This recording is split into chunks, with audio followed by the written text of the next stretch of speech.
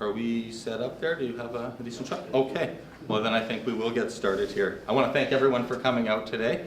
I am joined here by our Green Party Manitoba Wolseley candidate, Dave Nickers, and also joined here today by Andrew Park, who's the Green Party of Canada environment critic, and he's also the candidate for Winnipeg South Centre federally.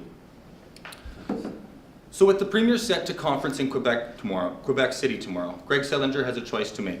Does he want to stand with the majority of Manitobans who overwhelmingly agree that climate change, that protecting the climate and fighting climate change is more important than building pipelines and further developing the oil sands? Or does he want to continue to spin bold-faced lies in support of the Energy East project? If it goes ahead, Energy East will threaten the health and safety of nearly 25 communities in Manitoba. 25 different communities as well. By providing the outlet for Alberta oil sands crude, Energy East will magnify the impact of the oil sands on global climate change. The government of Manitoba cannot simply stick its head in the tar sands. It must say no to Energy East. Portions of this project will be provincially licensed, so the government has a responsibility to act here. On March 20th, I wrote Conservation Minister Gord McIntosh and Tracy Bond of the Director of Environmental Approvals and Licensing at Conservation and Water Stewardship regarding the Energy East proposal. Neither has acknowledged receipt of my email, and I have heard nothing back. The clock is ticking on this file. Selinger needs to stand up and protect Manitobans.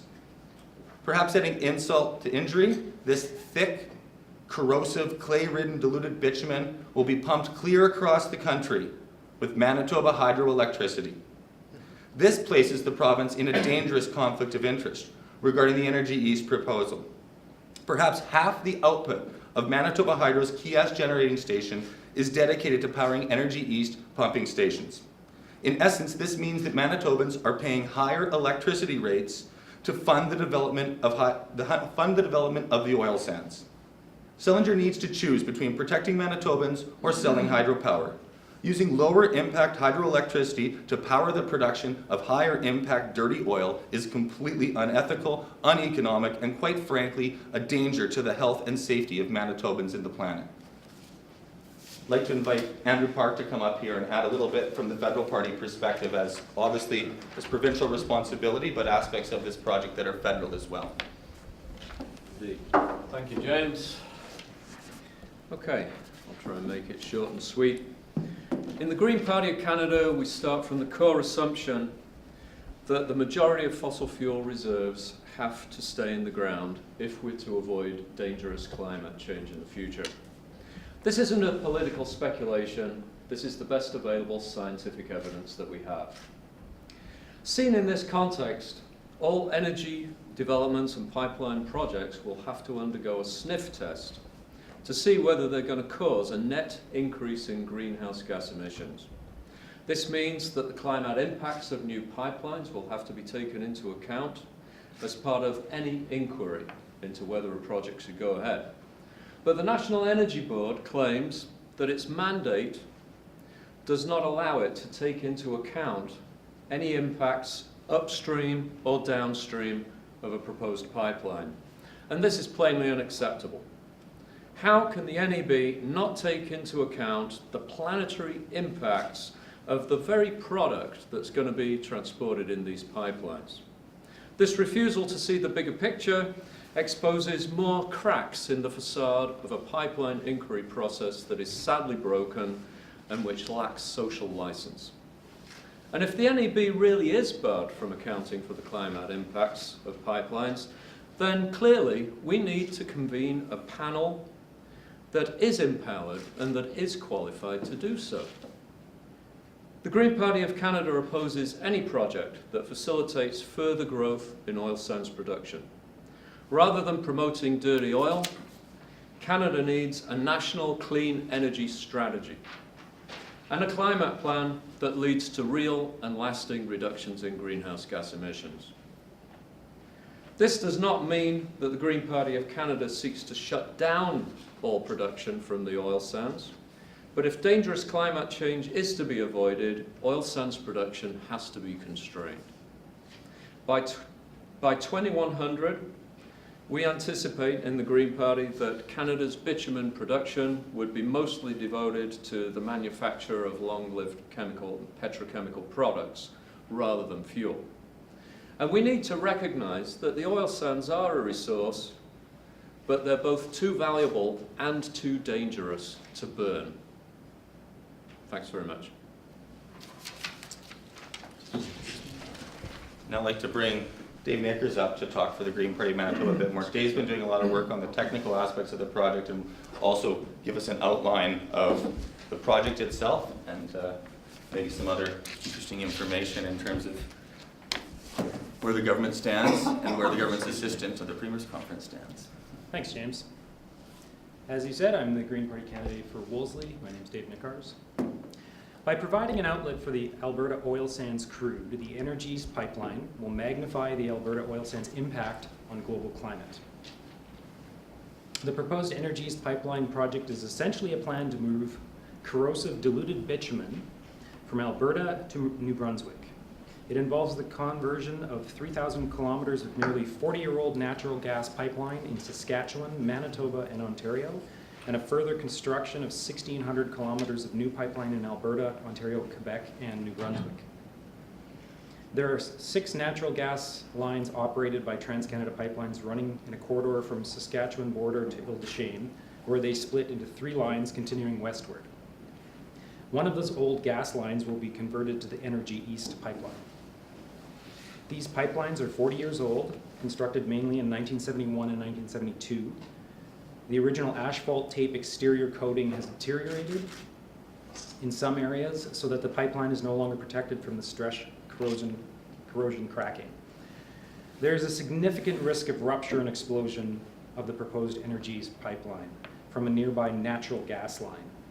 These gas pipelines are subject to corrosion and wear and have ruptured 4 times in Manitoba in the last 20 years. At Rapid City in 1995, St. Norbert in 1996, Brookdale in 2002, and Otterburn in 2014. An explosion and black toxic smoke plume from the diluted bitumen fire could necessitate the immediate evacuation of the entire population of Winnipeg should it occur nearby. Many communities draw their water from the rivers that the pipeline directly crosses, including Portage-la-Prairie, Starbrook, Sanford, Kenton, Rivers, LaSalle Rivers, Brandon, Selkirk, and Sioux Valley. And the pipeline cuts directly over 2 major surface aquifers, the Assiniboine Delta and the Sandylands. One of the worst spills of diluted bitumen occurred in Michigan on the Kalamazoo River in 2010. The spill was 3.3 million liters and affected about 60 kilometers of river. The diluent portion of the diluted bitumen floated and emitted toxic fumes that required the temporary evacuation of residents along the river. The bitumen portion of the dilbit sank in the water and mixed with the sediments, making cleanup next to impossible. After 4 years of cleanup and a cost of $1 billion, it is now recognized that the spill cannot be completely remediated. If it goes ahead, the Energy East pipeline will threaten the health and safety of thousands of Manitobans who live in the 25 communities along the proposed route. Premier Greg Selinger and the NDP government can and must do something to protect Manitobans and the planet. And that's to say no to the Energy East pipeline in Manitoba. Thanks for listening. I want to sort of allow an opportunity now for questioning, so if anyone has any questions or any comments, I think it should be clear the dangers that this project proposes for Manitobans locally and also for the planet globally. But I'd like to invite any questions that you might have. Potential impact on Winnipeg apart from threat to the water include like. Well, so as I understand it, I should note we also have Dennis Lenovo here, who's been doing a lot of the technical research behind this, and I should give him credit because a lot of my information is by reading the technical information he's put together. But as I understand it, if a neighboring natural gas pipeline was to blow, so one of the things about the pipeline, even that I find strange, they picked the middle pipeline. They didn't even pick one of the outside pipelines. If one of the 2 neighboring natural gas pipelines were to explode, and it was to ignite the neighboring natural gas pipeline, not only would you have a natural gas explosion, which is bad enough on its own with the huge plume of natural gas going up in the air, but you would have a much worse cleanup mess because you would have burning diluted bitumen spreading out at, I think the numbers Maud Barlow was indicating, about 10,000 liters per minute. So, you know, you're talking about a massive calamity. So that happened, let's say, St. Norbert or near the Brady landfill where it's close to Winnipeg. You have this plume of smoke blowing up over Winnipeg, particularly depending on the winds. You're going to have to evacuate the entire city. So we're talking sincere, real risks here. And, you know, and obviously that's if it happens close to Winnipeg, but I think it's worth noting, it's not a question of if, it's a question of when and where. It's not So, you know, the worst case is right by Winnipeg, but I don't think it matters any less if it happens somewhere in rural Manitoba, or quite frankly, even Saskatchewan for that matter. You know, I mean, obviously we're here to protect Manitobans, but I think, you know, Manitobans and Saskatchewans and in Ontario where we have the 40-year-old pipe, we're the ones that are most likely to get hit. The energy it takes to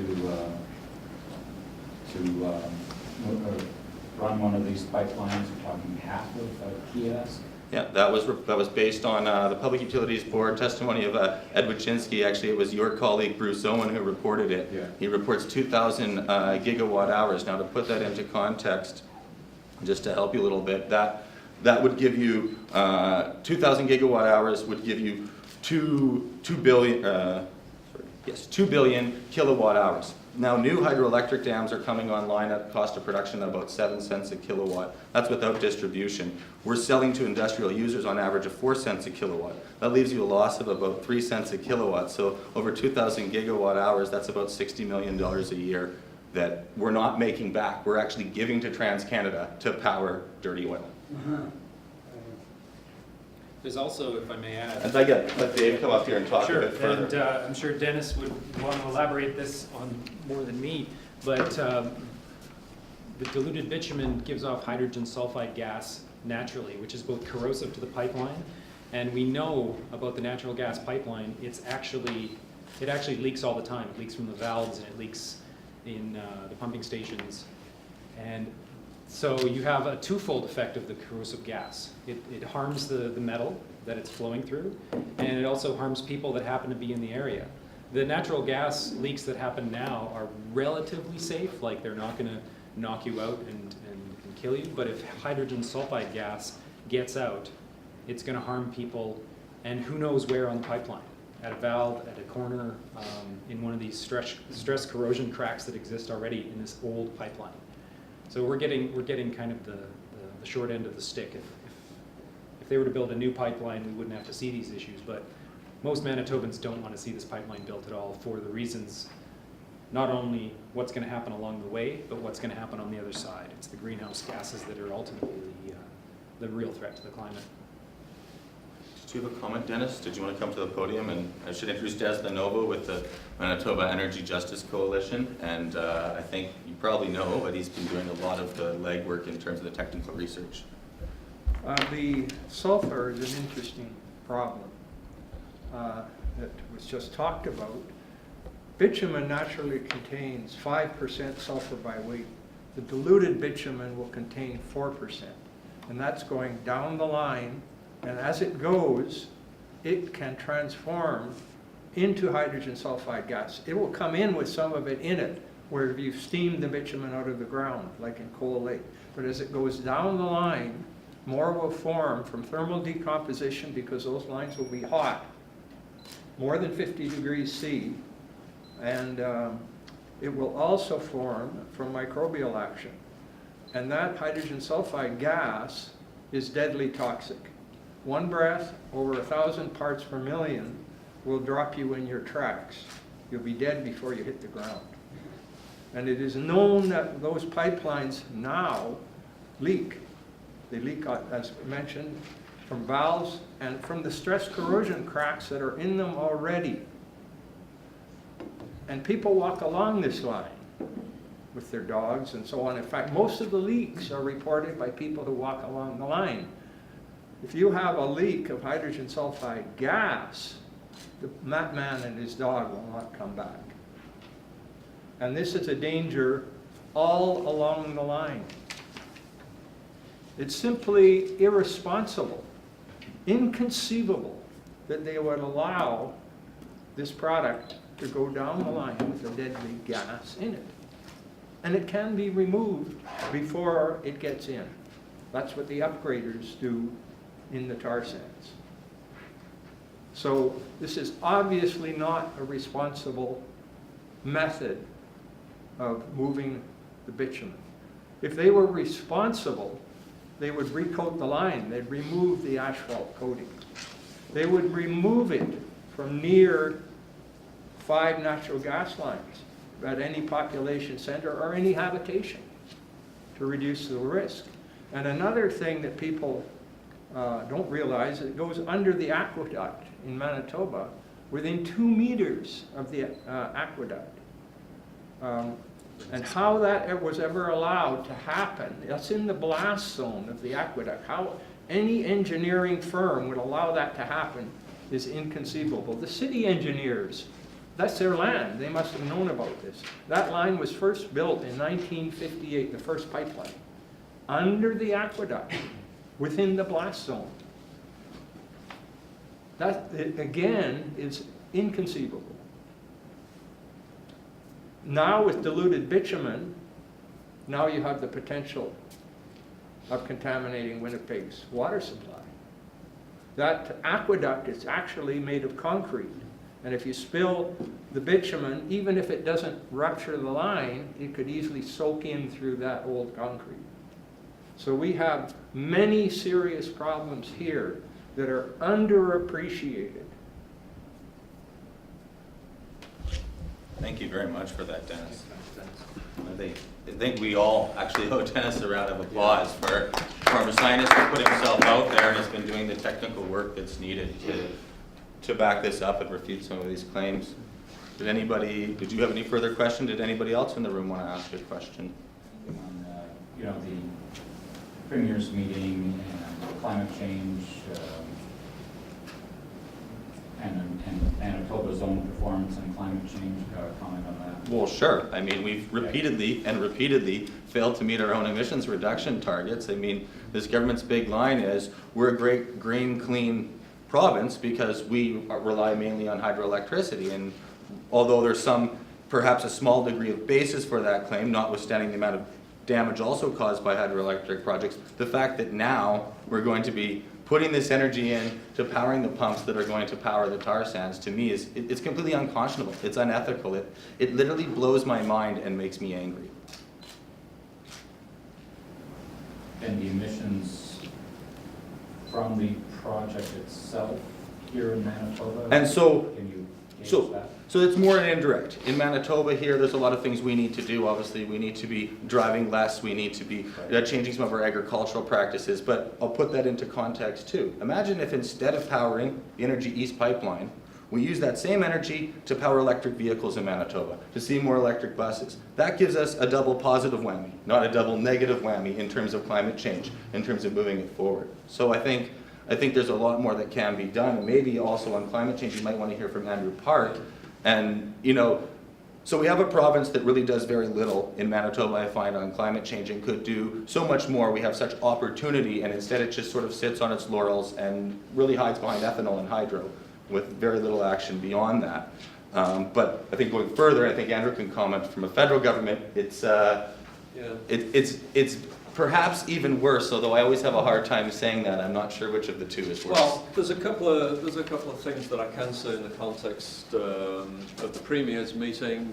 One very interesting development this morning was that Federal Environment Minister Leona Glukak wrote a letter to the provinces excoriating them for not living up to their promises to reduce greenhouse gas emissions. And I have to say, ladies and gentlemen, this is pretty rich coming from a federal government that, like the Liberals before them, aims for mediocrity on the climate portfolio and then falls short, right? So there seems to be a lack of realization among the politicians of this country that the only way, in the end, that you can combat climate change is by producing a net reduction in greenhouse gas emissions. And one of the few reliable ways in which we can do that is to reduce our emissions at the source. okay? And that ultimately means that we have to put a price on carbon. It is both a common sense and a scientifically justified measure, scientifically and economically justified measure, that Stephen Harper has repeatedly refused and denigrated in the press. Whereas the facts and the majority of economic opinions say that we have to put a price on carbon. And to their credit, some of the provinces are beginning to think about doing just that. You had the joint announcement by Quebec and Ontario that they are going to initiate a cap and trade scheme. In my opinion, cap and trade is not by a long shot the best way to price carbon. There's a lot of things that can go wrong with cap and trade, but a cap and trade scheme is likely to be better than no price on carbon at all. So, you know, summing up, the federal government has to finally embrace reality and start getting serious about climate change. And that means that we're going to have a very difficult conversation in this country about what the future of oil sands energy is going to be, right? The future of our energy sector in general. Fortunately, the cost competitiveness of green energy is becoming better all the time. Green energy jobs provide more employment in Canada right now than oil sands, and the growth potential for green energy employment is far greater than that of pipelines and oil sands. So, yeah, to my mind, the future is definitely green. But it seems as though the federal government is mired in sort of 19th century political thinking in support of an economy that was on its way out by the end of the 20th century. James, the province missed its Kyoto targets. It doesn't seem to set any new goals. Not that I'm aware of. How would you describe where the province is at in terms of trying to reduce? I think the province is in a state of denial. I mean, because we start from a relatively low basis, they think we don't have to take any action. But in fact, because we start from a relatively low greenhouse gas emissions basis, in fact, it's easier to address it. So we've seen, you know, at first they said they're going to go 18% below 1990 levels in the actuary report, and then they went to 12%, and then they went to 6%, and they enshrined it in law, saying it's in law, and if we don't do it, the people won't elect us, and they didn't do it. So I think this government, quite frankly, has no credibility on climate change. I mean, they're going to come out with another plan and saying they're going to do it, but I mean, what Manitobans are looking for is looking for real and sincere action, and it's fairly obvious that in Manitoba, certainly getting people to drive less, getting people to drive more fuel-efficient vehicles, getting people, you know, we have high rates of heavy trucks and vehicles that are not as fuel-efficient. It's clear that changing our agricultural practices, for instance, the Manitoba, what is it called? Manitoba Sustainable Agricultural Practices Program, MSAP. It's a program that's worth about $1 to $2 million a year, but every year the government renews it. You can go check often on their programs. It's done out in 3 months. Within 3 months, all the farmers have applied for it, and the funding has gone out of the provincial budget. That tells me there's many more farmers out there that would be willing to implement these changes, but the funding isn't there. Instead, we give massive amounts of money to industrial agriculture, which itself produces methane emissions. So we can, you know, on so many levels, we're so far behind and really lack credibility on climate change. And I think Dennis has a question. Or a comment, maybe? Did you want? Yeah. Oh, and Dave also has one. I apologize. The largest point source emission of greenhouse gases in Manitoba is flaring of sour gas from the wells in southwest Manitoba. There is no plan to curb this at all. Most other provinces regulate the amount of flaring that can go on. Manitoba has no such regulations. They flare all the gas, and it's sour gas. That means it contains hydrogen sulfide, which I talked about earlier, which is deadly toxic. When it goes up into the atmosphere, it transforms gradually into sulfur dioxide, which falls as acid rain. It's an environmental pollutant. There's no controls on this whatsoever, and the sour gas itself, when it burns, forms carbon dioxide. The unburned form methane.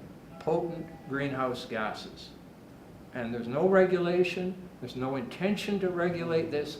This gas is a waste product from the oil. They're after the oil in the oil fields that they frack to get out, use the fracking technology. That oil is laden with gas. For every liter of oil you get, on the average, 25 liters of sour gas that is burned. And there's no awareness of this in Manitoba. The government will not address it. That's the biggest source Thank of you. greenhouse gas emissions. Thank you for, I just want to say thank you for that, Dennis, and I think the Green Party of Manitoba will be, you can expect more from us on that, and thank you very much for that comment. I have a comment on the Premier's meeting and why they may have taken Rob Altmaier. I think Rob sort of bills himself as the most green candidate in the NDP, and I predict, you know, we want them to say no to this pipeline. We want to work against this pipeline because it's worth shutting down. I predict that the Premier and Mr. Altmaier will come back with a few talking points supporting the pipeline. And I think the two main ones are going to be there's a review from the NEB, the National Energy Board, and that the company that's involved is going to do it safely. That's the thing they want to give it the veneer of legitimacy. And we know that the NEB review, the National Energy Board review, is severely limited in its scope. They don't take into account the greenhouse gases that come out the other end, which is, from my mind, the main reason why it should be illegitimate as a review. And the company's record speaks for itself. They're not using new materials. They have had leaks in the past. So I'm curious to see, you know, so far, according to Mary Agnes Welch's article, they have a love affair with oil in this province and they don't talk about it. I think they're going to have to talk about it, and this is part of the reason why we're here today. Thanks.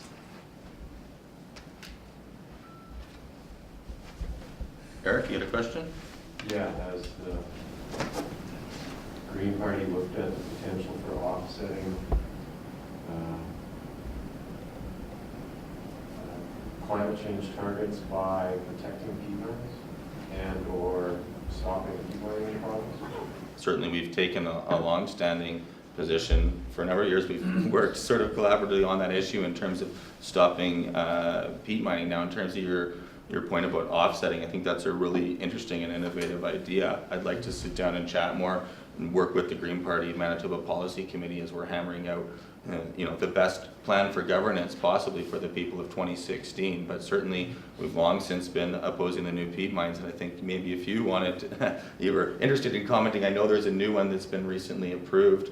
The carbon intensity in peat, it looks like Andrew has a comment that he wants to make, so maybe I'll throw it over to Andrew further if I've addressed the main points of your question. It's kind of a little precautionary word on carbon offset, using natural ecosystems for carbon offset. I'm a forest ecologist and I've studied this area a little bit. One of the problems with carbon offsets is that your natural ecosystem that is a sink for carbon today can easily end up being a source for carbon tomorrow. And sadly, positive feedbacks from climate warming is one of the things that may lead to that being true. So we need to distinguish between storage and sequestration. I know this is a sort of obscure technical point. I hope people's eyes don't glaze over, but we need to distinguish between the storehouse of carbon that represents the accumulated capital of those peatlands, right, which is considerable, right? It exceeds all the above ground carbon in the boreal forest, right, is carbon stored in soils by several times. And the sequestration potential of ecosystems that are still growing, that are still adding biomass, okay? So we need to be careful before we try to sell our ecosystems as having, you know, this amazing carbon offsetting potential, I guess, yeah. Sounds like protecting them rather than using them as just keeping from disturbing them because they're currently a storehouse. I think more of a setup then. I think there's a legitimate role for carbon offsets, but I think it can also be used as an excuse to postpone real action. Mm-hmm. Yep.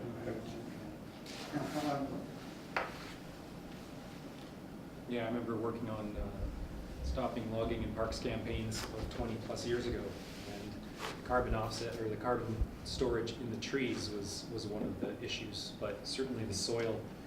We don't have big trees like BC. We don't have vast vistas like that, but we have a lot of our biodiversity is in the soil, as you could probably speak to better than me as an amateur Oh, yeah. forest ecologist.